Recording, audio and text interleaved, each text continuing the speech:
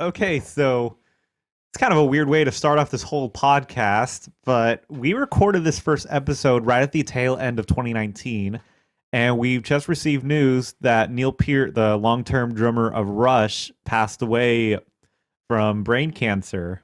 Very sad. Yeah. So we were talking about moving pictures from Rush originally and how much we love that band, and I promise we weren't trying to get on the bandwagon. We're just two huge Rush fans. So yeah, the first episode you got to hear our thoughts about moving pictures and how we really enjoyed it, and it's such a loss to for this very influential drummer to rock and roll. So when you're listening to this, you'll pretty much get a feel for how we feel about Rush and how much we love that band, how much we love Neil Peart's drumming. And how much of an experience it is just listening to an album of theirs. Exactly. It's such a great way to get somebody introduced to just not only progressive music, but rock music in general. So I give a lot of my musical upbringing to Rush. Definitely. Yeah. So with that said, here's our first Let It Spin podcast where we listen to Breaking Benjamin and Rush. Hope you enjoy. Hi, everyone. Welcome to the Let It Spin podcast. This is our first episode. My name is Alex. And my name is Jake. And on this podcast, we are going to show each other albums that we personally love that the other might not be familiar with, might be familiar with, discuss them, and maybe talk about an overarching theme, if anything. So today, what I'm showing to Jake would be Phobia by Breaking Benjamin. I know it's more of a contemporary record, but for me, I feel like this is a great gateway album into just getting into metal or rock in general. Kind of has an overall lasting appeal, especially with modern music. And today I'm going to show Alex, which I know he's already probably familiar with it, but it's going to be Moving Pictures by Rush. It's my personal favorite Rush album, and I think it's just one of those great prog rock albums that everyone should listen to if they're getting ready to get interested in the genre. Oh, yeah, it's an absolute instant classic. So we're going to get started right now with Phobia. So we're going to listen to each song, kind of write down some notes. If we have anything to discuss, we'll go from there. So before we get started on listening to this record, some quick facts about Breaking Benjamin is that they formed in 1999 in Wilkes-Barre, Pennsylvania. And it was formed by Ben Burnley and the drummer at the time, Jeremy Hummel. So in 2002, they released their first album, Saturate, and that came out on Hollywood Records. And every album that they've released since then has been released through Hollywood Records. They haven't signed with any other record companies. And the only other release that they had was their original EP, but that was released independently. And so when it came out, it charted at 136 on the Billboard 200. And it went gold in 2015. So about 13 years later, it went gold. Yeah, and the next record that they had, We Are Not Alone, came out in 2004 and immediately had way more success commercially and critically. And it sold 48,000 copies in the first week and went platinum just under a year after it was released. Then shortly after that, with their success, they had a song put out on the Halo 2 soundtrack called Blow Me Away, which immediately became a critical success for them. And that was probably the first song that I ever listened to by them growing up in the 2000s playing Halo. I've heard that song, and up until today, I never realized that was them. Yeah. Oh, that song just immediately, when I hear that riff, it's just, yeah, I know that's Breaking Benjamin. Nobody else could have done that exactly like them. Yeah, and so after that, there was disputes between Jeremy Hummel and Ben Burnley, and that caused Hummel to be kicked out of the band. So after that, they got a new drummer. His name was Chad Seliga, and he was hired on when they recorded their next album, Phobia, which is the album we'll be talking about today. And lyrically, a lot of the record focuses around Ben's many phobias, hence the title of the album. So fear of flying, death anxiety, fear of the dark. And actually, with Ben's fear of flying, that they haven't played a show in Europe up until they got back together in 2015. They broke up for a little bit in the 2000s. Oh, really? Yeah, so to get to that show, Ben actually went on a boat. He went on a big like cruise boat or something from America to Europe, and their current drummer, Sean Foist, went with him for that whole trip. I think it took like a week or something, if I remember Wow. correctly. Yeah. Old school. Oh yeah, very old school. And so Phobia came out in June of 2006, and that was even more of a success than We Are Not Alone. And in the first week, it sold 131,000 copies, went gold within 3 months, then went platinum in 2009. And the three singles that came off the record were both huge successes on the radio: The Diary of Jane, Breathe, and Until the End. those ones went double platinum, platinum, and gold respectively. So it's just a huge record, not only for Breaking Benjamin, but for rock, radio, metal, whatever you want to call it in general. Just a huge record. Now, I'm not super into Breaking Benjamin. I've only listened to like a few of their songs before, and probably like Diary of Jane is probably the one that I know most. So this will be very interesting for me to hear and see what I think. Oh yeah, that riff just immediately is just it's quintessential for any Breaking Benjamin fans or anybody that's getting into metal music. It's so catchy and just an iconic track. All right, should we take a listen? Absolutely. All right, start with track one. Right. So that was Diary of Jane. Well, the first real track off the album. So it starts off with an intro. Which right away gave me Pink Floyd vibes. Really? Yes, just in terms of like the way it starts, kind of reminds me of the Wish You Were Here album Oh, yeah.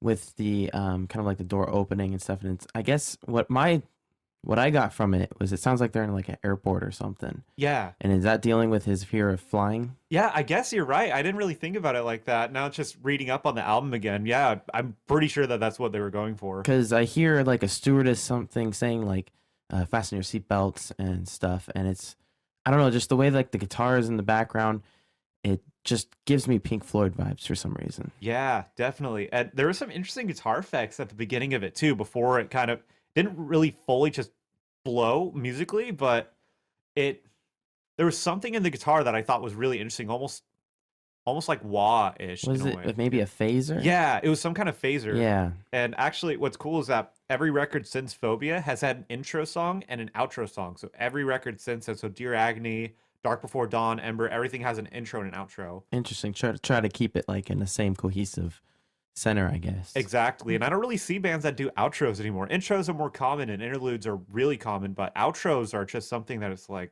wow, okay, that's pretty different. Right.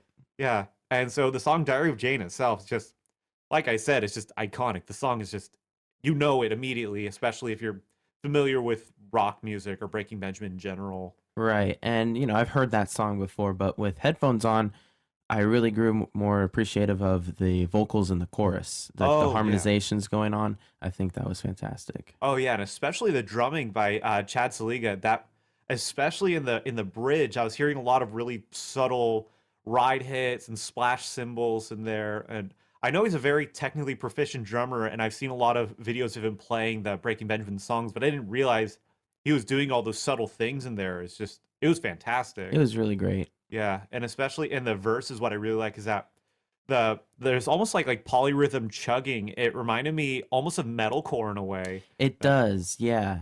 Yeah, It's got that really low, just mhm. Yeah, that stuff. drop A sharp tuning. Yeah. Yeah, so and for me that's kind of my safe place musically is just metalcore and just heavy music in general. So hearing that was very familiar to me, especially nowadays. Right. Yeah. So next song off the record, We'll listen to Breathe. Or is it Breath? Breathe. Breathe. So we just listened to Breath. Breathe. Breathe. Yeah.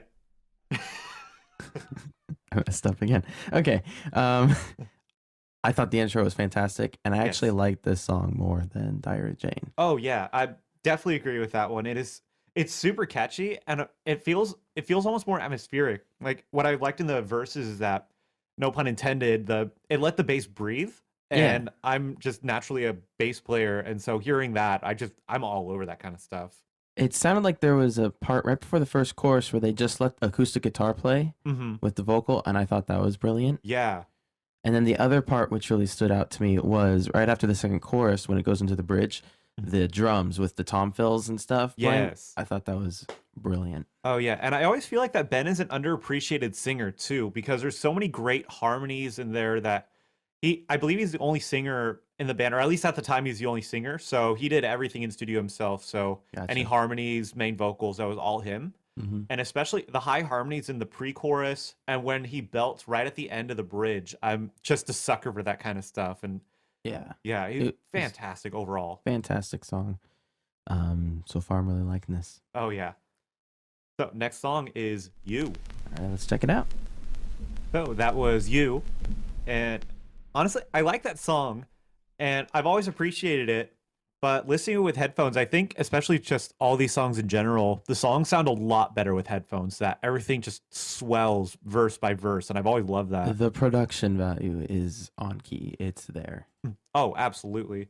I know Ben always has a hand in the production as well. Pretty much everything kind of revolves around him in terms of the band, obviously with the name, but then the production, the writing, musically, everything kind of revolves around him. And he's a great songwriter. Fantastic. For some reason, I didn't realize when you said Ben and then the band's name is Breaking Benjamin until just then. Are you serious? It just like sort of clicked in my mind. I was like, oh, I think, yeah. if I remember correctly, I didn't research it enough, but I remember seeing it a while ago that it like Breaking Benjamin happened at some point where I think one of Ben's mics broke and that kind of started the name. I mean, I could be totally wrong on that, but I remember reading something about that. That's interesting. Yeah, but for this song, definitely the highlight absolutely has to come down to the drums. I just in the verses, you hear really subtle like triplets on the hi-hat, random splashes here and there. They let them ring out, and I love the guitars during the verses with some of those like octave riffs Mhm. going on. But for me, the highlight of the song were the vocals, Oh yeah. and they were fantastic. And then the harmonizings during the ending was brilliant. I really liked it, and those were probably the highlights for me. Oh, definitely. I'm sure that that would be really cool to see live too. I've seen Breaking Benjamin a couple times before, and I don't think they played You when I saw them, but yeah, that would be really cool to see. That would be a great kind of a almost like a slow burner song where everything just kind of swells and just explodes at the end. I love those kind Yeah, of songs. it's great. Mhm. I like that one. Yeah. So next up is Evil Angel. Evil Angel. Oh, Evil Angel. This I remember Ben said that this was the first song that he wrote for Phobia, and I could totally see that because it very much has, to me, it kind of has that same feel that the last record We Are Not Alone had, Mm. where it was very, very much more like catchy. It didn't have the kind of slow builds that a lot of the Phobia tracks have that we listened to before, and it was very instantly catchy. And I remember when I was a teenager, I was obsessed with this song. I listened to it all the time. Yeah, this was one of my favorite songs off the record. And now listening to it right now, especially with headphones in, I wish that there was more screams in it, or just more screams in their music in general, because Ben's just a great screamer. He has a great harsh vocal, but I guess it's good so more people could get introduced to it or more into it, because I feel like sometimes screams could be too harsh. Yeah, But I thought the vocals were really well done. Has that right amount of grit in it, and then I mean, I liked it. I wasn't too overall impressed. I don't know why. mhm. Maybe it, because it's a little bit more generic. It didn't have it this. felt more formulaic. Yeah, it didn't feel like the last couple. But I will say the drumming, the snare work on the first verse, great stuff. Oh And yeah, then I also really liked. I mean, it's catchy. The chorus is very catchy with the vocals, but I think the little guitar riff that comes in right after the vocal part yeah. is very complimentary, and I really appreciated that part. Oh, absolutely. Yeah. So next track, Until the End. This one was another one of the singles. This one actually went gold. So that was Until the End. And that song always frustrated me because Why is it that? starts off so heavy. Oh my It's gosh. incredibly heavy at first, and then it just fizzles out, but not in a bad way. It fizzles out to where it gets really soft and it's almost like a ballad in a way. But I Right. just wish it kept that intensity the whole song. That would have been such a banger. The intro guitar riff is great. And honestly, most of the guitar stuff in this song is great. One of the riffs after I think the second chorus, Mhm. fantastic. But definitely this song is definitely more generic, more Yeah. poppy. Like you said, Yeah. it reached charts, Yeah. and I can see that. But for me personally, I just wish it explored more Hmm. of some of those darker undertones that it introduced, and Yeah. then Yeah, definitely another highlight for this one for me. Definitely, I mean, also has to go back to the drums. I think that might be one of my favorite things about this record is just the drums. They felt very free and open, especially in the verses that he was just switching between hitting the toms, hitting the cymbals, just very subtle things here and there, and it just felt very open, like he could have just done whatever he wanted in the studio. yeah, And with this one, there's a lot of acoustic guitars in those verses too, especially in the second verse. And I know to this day they'll do a lot of acoustic shows, and that's always a staple in their sets is playing until the end. Mm. And they're putting out an acoustic album in next month, actually in January, and that one's going to do acoustic renditions of older songs. And I'm pretty sure Until the End is on there, but I could totally be As mistaken sort on of it. like an official acoustic release rather than Official just acoustic hearing release. it live. Yeah, exactly. Oh, that I think I could see this song as acoustic and working really well. Oh, absolutely. Yeah, so this next song is Dance with the Devil. This is always a song that I've always just felt generally indifferent to, honestly. It just felt like kind of by the numbers. Yeah, definitely. And also, I'd hate to do this because I don't want to compare to Nickelback or whatever, but Yeah, this is a song that kind of reminded me of a song from the Spider-Man, the original Sam Raimi Spider-Man's credit song, Hero. the greatest movies of all time. And just like mainly the chorus, but I just thought of that in sort of that generic It's way. very like not fully a power ballad, but trying to be very catchy and Yeah. yeah. But this one, like I said, I'm generally indifferent to, but the riff in the beginning was very nice. Also, the harmonies in the pre-chorus were wonderful. But No matter how generic like it is, I think the production and the quality of the musicianship is there, and that's what always brings it up more than just generic, even if just the melody and stuff are oh, there. absolutely. And one thing I've always liked is that, so growing up with Breaking Benjamin and this kind of music, is that 3 Days Grace was always a band that always came up. And actually, in this year, they also put out their album 1X, which I would consider easily their best record. Super catchy, just great songwriting on it. And they were on a tour together, and Adam, the singer at the time of 3 Days Grace, would come up and sing this song with them. Oh, nice. And on that acoustic record they're dropping next year, I believe he's actually going to be on their acoustic version of it too. So we're going to get an actual studio release of it, which I'm very, very excited to hear, actually. That would be really interesting, and I'd want to hear that too. Oh, yeah. And so next is going to be Topless.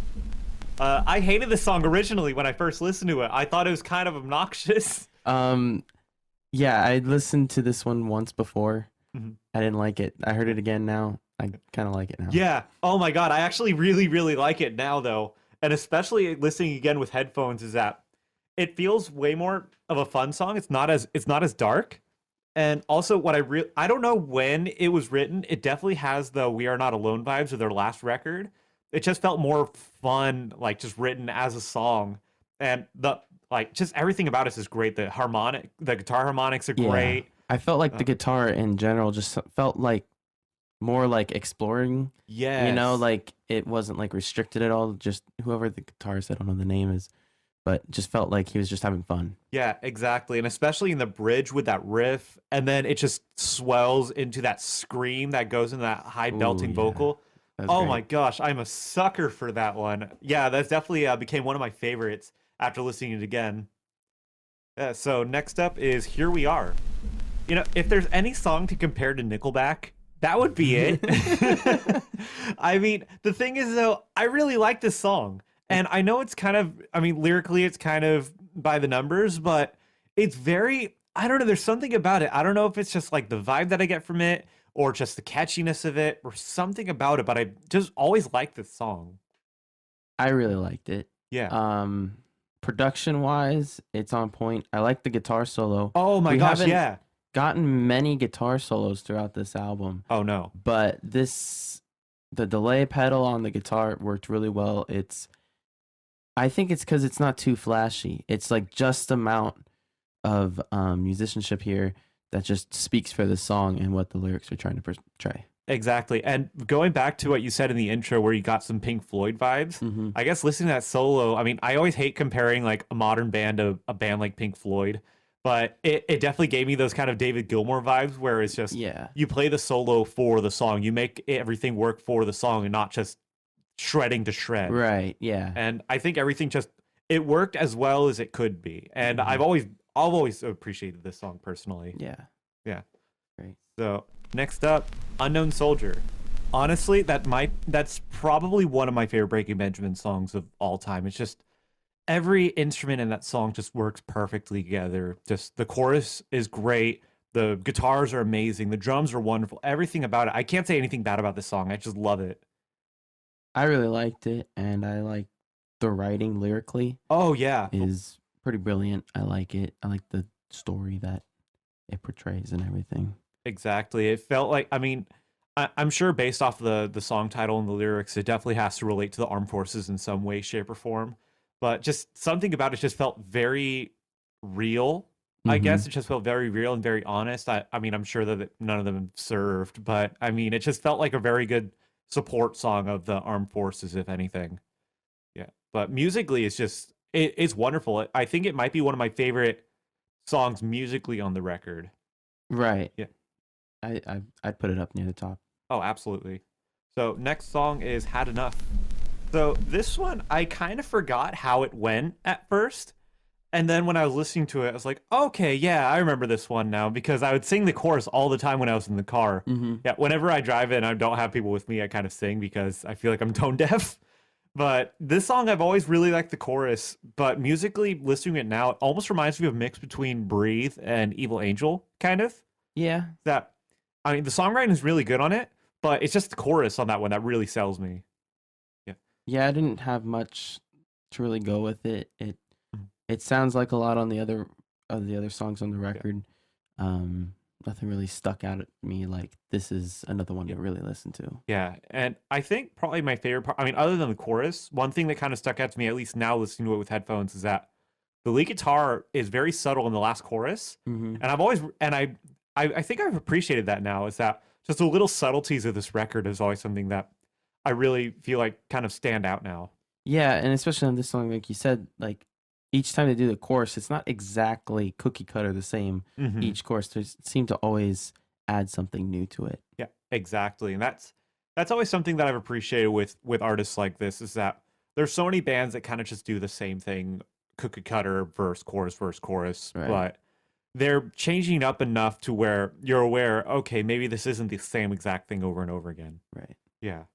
So the next one or next ones are You Fight Me and then the outro for the record. So this is the last track for the album, really. So that's the end of the record. So You Fight Me and then the outro. So with You Fight Me, I never cared for the song, just ever. I've always appreciated the experimenting of it, and that musically, it's definitely a standout track in the whole record. That nothing that they've done sounds like this. But honestly, I'm kind of happy that they didn't stick with this sound.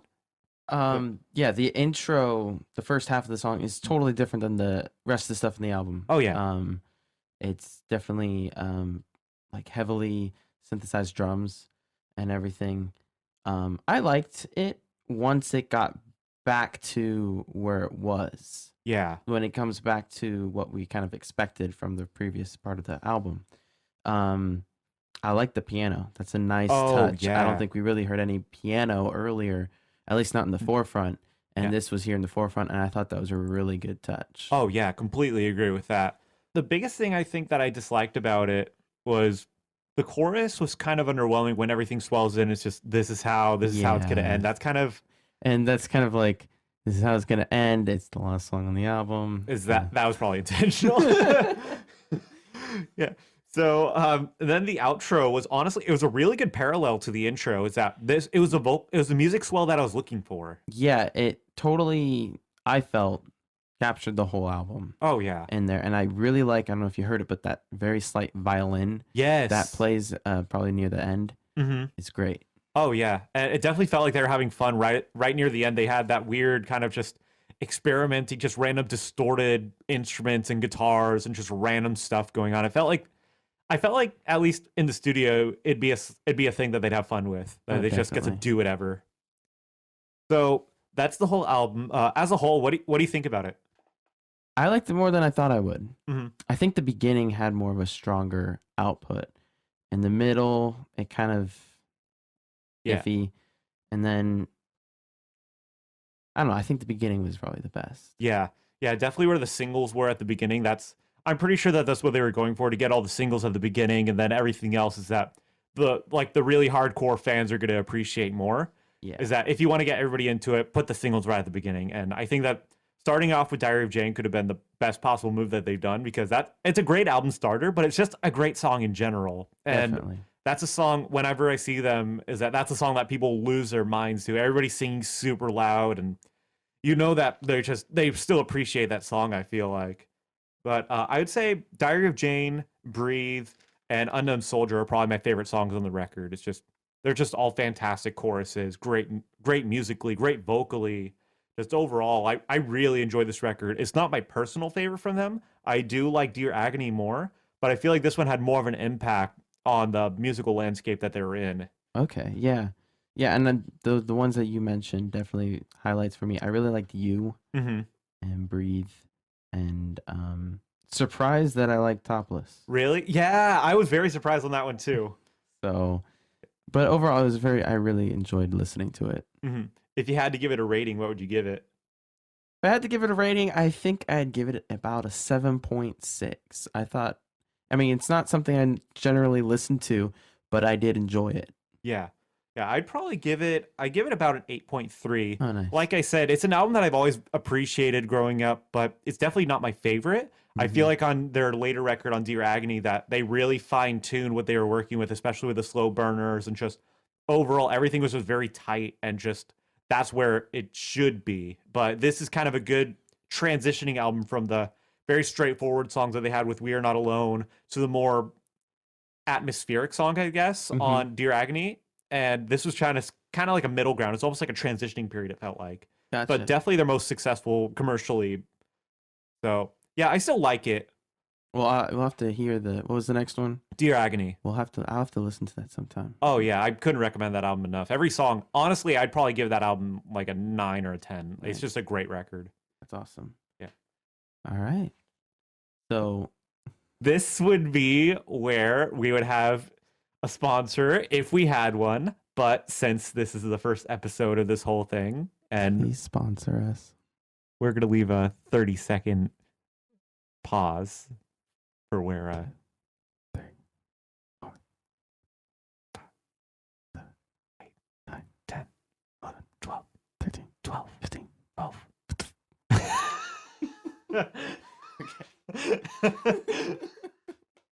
Okay. All right. Okay. So we're gonna change gears now. We're gonna go to Moving Pictures by Rush. Oh yeah. So, Moving Pictures, it was recorded in October, November 1980 in Quebec, Canada, and it was released in 1981 in February. There was 3 singles off the album: Tom Sawyer, Limelight, and Vital Signs. Those all came out in February, March. And Rush, being a Canadian band with Alex Lifeson, Neil Peart, and Geddy Lee, the trio. And I really like this album. This is probably my favorite Rush album. And I know that you are familiar with it, but Very familiar with it. I think we should take a listen and really get to appreciate everything that's on it. Oh yeah, I'm very excited to listen to this one again. I mean, also my favorite Rush record, but just such a grand record. I have a lot to say about this one, so I'm very excited to get back into it. Yeah, so let's just jump into it. Yeah, first song's Tom Sawyer. Ooh, classic. It's just iconic. This is literally one of the best songs I've ever heard in my life. I have a lot to say about this song. So it's where do you begin with a song like this? The drums and that opening synth Yes. is just, and then I don't know, just It sets the tone perfectly. And so a couple months ago, I went with some buddies to see the band Tenacious D in San Francisco. And on the drive back from San Francisco to Sacramento, we were listening to just the Moving Pictures record in its entirety. And Tom Sawyer starting off. Everybody in the car knew how the drums went. And we were all air drumming the whole song in the car. And it was such a great feeling. It's one of those songs where it's not even that often where you find a song where everybody knows how to drum to it. People will know guitars, people will know a popular vocal line, but the drums, that's how you know it's an amazing drummer. It's insane. And listening to the song again, especially with headphones, one thing I very much appreciate now, because I mean, I watched a million videos of them playing the song live, and seeing Geddy Lee switch from the synth to the bass is always something I've appreciated. But listening to it in studio, I didn't realize that there's not really much bass when he's not actually playing. When he's playing on the synth, you don't really hear the bass in it. And then when it goes to the solo, that's when you hear that really distorted Fender bass. oh gosh, it's such a great tone. It's amazing. I love it. And even in the outro is that it starts with that synth. It kind of goes back to that same riff, but then he leaves the synth and he goes to the bass, and then you hear it kick in. And I'm like, Yeah. okay, yeah, I'm pretty sure that they're just playing this live in studio. It definitely sounds Basically. like it. So here's Neil Peart described the track as enjoyable work, and it only took about a day and a half to record. And he collapsed afterwards with raw, red, aching hands and feet. Oh my gosh. I mean, I could totally see it. That song is just, yeah, that's one of the peak drumming songs ever, in my opinion. Yeah, and the instrumental section grew from what Geddy Lee would play on his synthesizer during sound checks. And when they were looking for something to do with the song, uh, someone suggested, let's try that. And so they made a whole section out of just a little doodling that he would do during Whoa. sound checks. That's interesting. I had no idea on that. But this is what I would call a mission statement song, is that just encapsulates what everything they're about into one song. Oh, Just, definitely. They just all the work off each other. They each have their crowning moment Mhm. in the song. No one overshadows the other person. They're all just working together, the three of them, Yeah. to make amazing music. And it's so rare when you find a band that has this kind of perfect chemistry and nobody sounds like them. And I don't think anybody could even compare to them musically. Like maybe the only other three-person band that I could think of where everybody's just super talented in their own way would maybe be the Police, but they're Maybe, kind of yeah. But it's on just a different, yeah, Yeah. it's very different. But oh my gosh, I absolutely love this song. I love this band, and I'm very happy we get to talk about this just right out the gate. All right. So next, let's listen and talk about Red Barchetta. Red Barchetta, Probably my favorite Rush song. really? Yeah. It was one that was introduced to me when I was learning guitar, by my guitar teacher, and he said that I should learn this one. Mhm. And just the whole harmonic intro and how everything just builds is just fantastic. Oh yeah, I'm just always amazed by the harmonics from Alex Lifeson, especially in that intro. You hear that bass tone. Oh my god, that bass tone is. I wrote it on my notes, just in bold caps, everything. It is fat. It really is. Oh my gosh, I'm such a sucker for bass tones like that. Geddy Lee makes me so happy. Whenever I hear him just singing bass anything, it's just he's just such an icon. It's one of the greatest musicians in my opinion. Oh, definitely. Yeah. One of the other things I really like about this song is the drums and Yeah. how Neil Peart never really does the same thing. Um, each verse is different. Yeah. The second verse he's using the hi-hat, and then the iconic ride grooves that he does on that last verse. Yes. And it's just fantastic. And I saw we were both air drumming to that too. We were both doing that ride groove that he was doing. It's great. Yeah. One thing that I've always liked too is I think at one point I don't remember where exactly, somewhere in the middle of the song where the main riff kind of reprises again. Yeah. Where Alex just brings that guitar riff back, and I've always loved that kind of stuff. I'm a sucker for reprise So riffs. the reprise riff after the fantastic guitar solo Yes. is in 7/4. Is it? So they changed the time signature up a little bit, and it's fantastic. And it's one of the reasons why 7 counts are one of my favorite in music, because Oh, it yeah. just it's the same speed as before, but it just skips like a beat, and it just continues going, and it's so good. Exactly. It makes you think a little bit more. Mm-hmm. Yeah, I've always loved that. Yeah, definitely. I'll probably be more aware of 7/4 now at this point too. Yeah. Yeah. So next up is the first instrumental in this album, YYZ. Why? Why? How did you describe this song? The greatest instrumental song of all time? Wow. I really don't know what to say. It's icon. I hate saying that word all the time, but it's iconic. This is literally one of the best songs The I've ever heard. Bass. Yes. The bass. Yes. Steals the show all the time. It is a perfect song. It's a completely perfect song. Like I said, it's my favorite instrumental ever. And actually, this is the second song I ever heard from Rush. Oh, really? And it's so funny. I feel bad for saying this. I think it's sacrilege, but the first time I ever heard it was on Guitar Hero 2. And so back before they were really anything, they didn't have the royalties, or they didn't want to pay royalties to the actual original song. Right. So they'd play these like really bad cover versions that they performed in the studio. This is Guitar Hero. Yeah, and Guitar Hero 2. And so the first time I heard it was the bad cover version. But even then I was still like, wow, that's pretty freaking cool. And when I'd play, it was me and my older brother and he would always play guitar, and I'd end up playing bass. But that was perfectly fine because then I'd really appreciate Geddy Lee's bass playing on that song. Yeah. And that is also one of the motivators of me playing bass was Oh, just really? playing Guitar Hero 2, just listening to Primus and Rush and all that stuff. And that's what really got me into that mindset of just, I need to play this. And Yeah. one thing Can you also, play it? no, not on my life.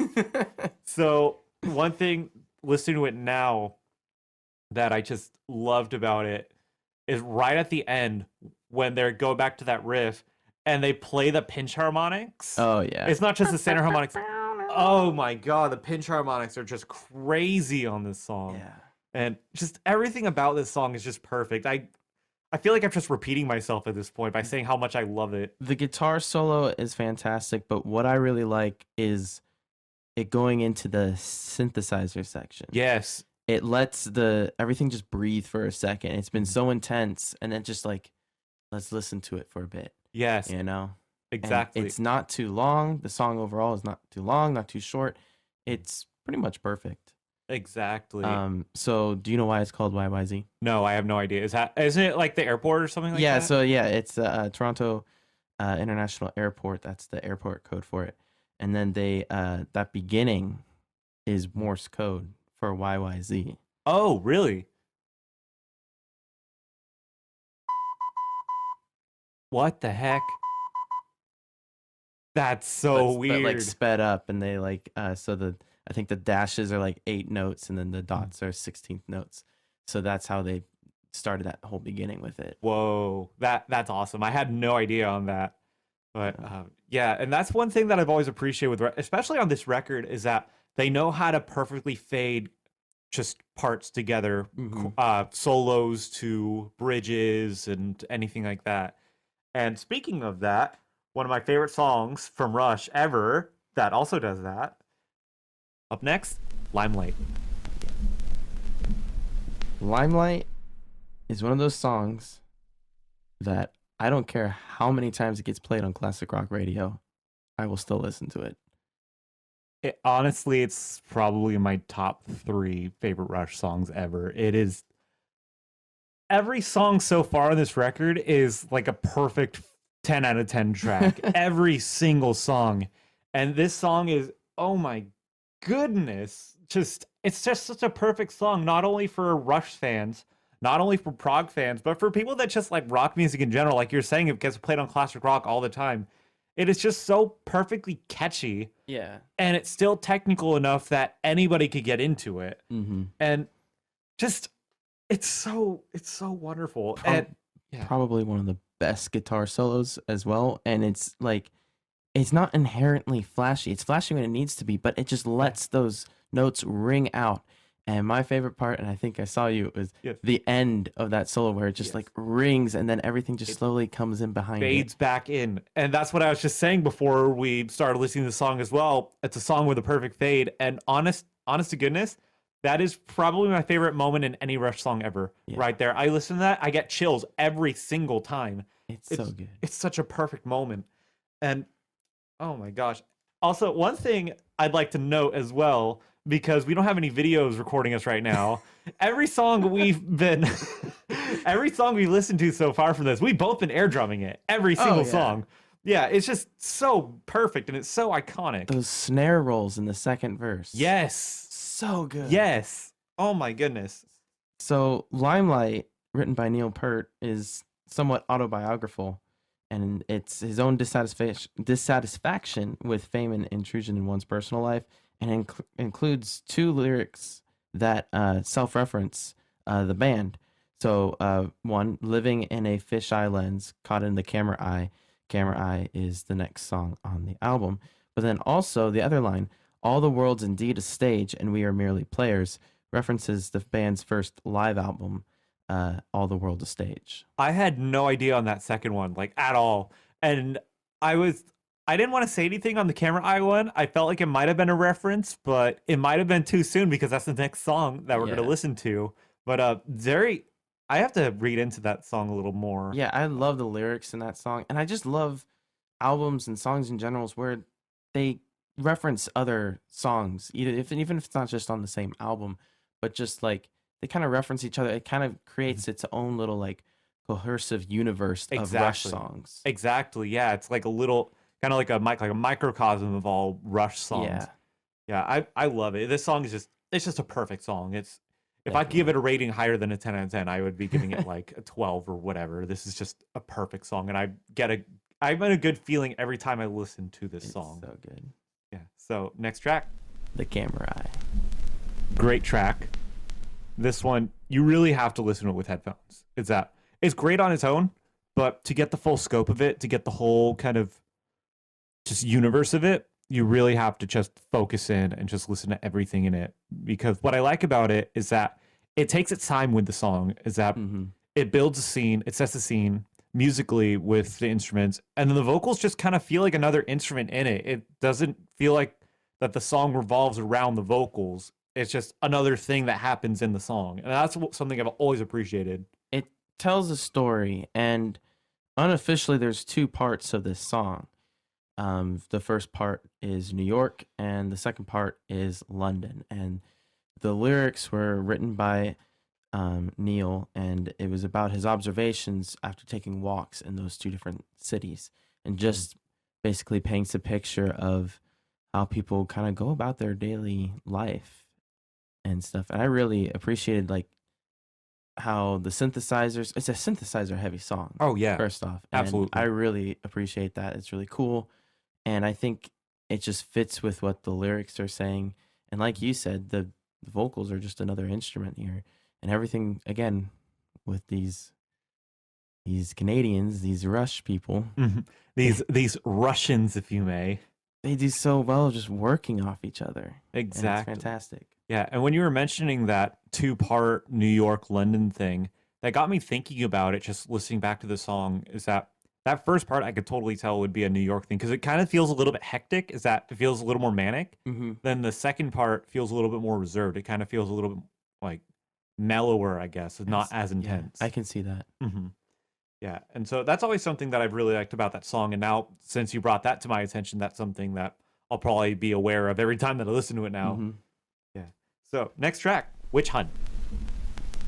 So this was a song that I felt is very standout compared to the rest of the tracks on the album. Is that it didn't feel like a song just to be a song. Hmm. It felt more of a just atmosphering kind of world building song, and that I really honestly I got lost in it when I was listening to it. Just getting back to talking right now, I had to think like, okay, now I have to talk about it because I really honestly I got lost in it. I was just I felt myself. I felt like I was in that one. There's a definitely a huge atmosphere element to the song, Exactly. and right from the beginning, with the very like reminds me of Fire on High by ELO, where it's just like kind of sinister, and you Hmm. got the voices yelling and stuff, and it seamlessly goes into that really dirty guitar riff Hmm. at the beginning, and then Geddy Lee's vocals come in, and it's really good. Yeah, it's very yeah, like you were saying, it's very dark, and that's the one thing that kind of stuck out to me at first. That compared to the other songs almost felt optimistic in a way. I've Hmm. at least felt positive. This one just felt dark, and I know I'm sure lyrically with the song and the whole vibe and everything just felt dark with it, and it felt like there was there was definitely a certain mood that they wanted to portray in that, and I think they did that really well. Definitely. Yeah. The last track on the album, Vital Signs. What do you think about it? I liked it. Um, it's got a bit of a reggae vibe to it, Yeah. and again, more synth heavy. And I like how the beginning feels a little more apprehensive, and it kind of flows off the previous song, Witch Hunt, really well. And then it slowly becomes a little bit more optimistic in feel. Hmm. Um, as a closer, it's all right. Yeah. I think compared to the rest of the album, it's not much of a closer. Yeah, it kind of just coasts. Yeah. It kind of just coasts right at the end. I like the song, and it was interesting that they go into a key of C just all of a sudden for the song too, Hmm. because it felt very different from everything else. And like you said, there's almost a reggae vibe in it. I think there's a song. Correct me if I'm wrong. It feels like I've heard a vibe from this from like a Blondie song later on, or some other like new wave ish It's kind of definitely a little band. more new wave. Yeah, and Yeah, just especially in the last chorus, those drums were just unrelenting. Just the Hmm. fills that he was doing. He added the double kick for a little bit right there, and I'm a sucker for double kick. Oh, Just yeah. yeah, it was yeah. So overall, I mean this album's just amazing. It's the best record by a mile. Yeah. But Well, before we give yeah, our scores, let me tell you that the album peaked Canadian album charts, of course, and it was number 3 on the Billboard. But Rolling Stones calls it the third best prog rock album of all time, behind King Crimson's in the Court of the Crimson in the King. Court of the Crimson King and Pink Floyd's Dark Side of the Moon. Do you agree with that? I could see how they're going from that because I feel like in the Court of the Crimson King kind of was the predecessor to everything after it. To it was Mm-hmm. just such a legendary, bombastic record that pretty much everybody got bits and pieces from that record. And the Dark Side of the Moon, I'm surprised that they didn't put it first, just because everybody. Dark Side of the Moon is first. Oh, that's first. That's first. Oh, Yeah. I thought Crimson King was first. If I remember right, Dark Side of Yeah. the Moon's first. Interesting. Yeah, I can see Dark Side of the Moon being number one. Everybody just louds that album all the time, so Mhm. it's honestly not surprising. Then with Moving Pictures, I mean, I could see that. I mean, it's just weird to think of because Moving Pictures is such a consistently great record, and to think of albums that people consider better than it, it's still kind of hard for me to fathom. But then when I listen to those records, I'm like, yeah, those albums are pretty iconic too. Yeah. Yeah, Okay. yeah. So overall, this record is just amazing, and just immediately just fires on all cylinders, just consistently great. And then it kind of coasts for a little bit on the last couple songs, I would say. Yeah. Not to say that they're bad or anything. There's nothing bad about them. It's just they're definitely different in terms of feel. Mm-hmm. And I don't know if I could think of anything that would have been a better choice to put at the end. I feel like that maybe something a little bit more in the style of like a Limelight or a Right. YYZ or something where it's just more upbeat would be a good way to end it. But it's still overall a great record. Oh, definitely. Yeah. Definitely. What would you give your score out of 10? I would give it a 9.4. Nice. That it's just like I said, it's consistently great.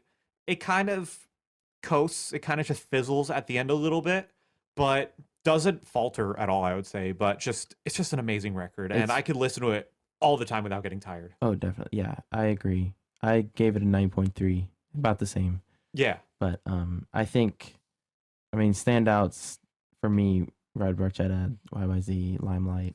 Mhm. And I really like The Camera Eye. Oh yeah, So, yeah, definitely. I was thinking about it when we were listening to Vital Signs of Witch Hunt about what my top 3 Rush songs of all time would be. I mean, number one, I think is always going to be 2112. Mm. Yeah, 2112, then probably Limelight, then YYZ, then probably right after that would be Tom Sawyer, because I feel like Tom Sawyer is just such an iconic song, and as much as I love it, it's that I've heard it so many times that I'm almost getting desensitized to it sometimes. yeah. Yeah, but Limelight, I could listen to that all the time and just not get sick of it ever. Exactly. Same with YYZ. It's just I constantly think of that song in terms of drums all the time. Whenever I air drum, when I get fidgety, it's just always YYZ. It's almost always YYZ.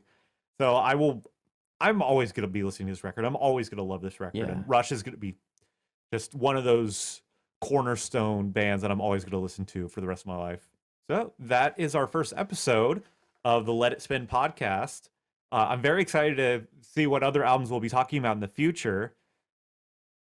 I'm not sure when this is going to come out, but hopefully we'll have some other things down the pipeline. Yeah, we'll try to create more of a schedule and more of a, coming up next type deal, but, Hopefully we get some sponsors.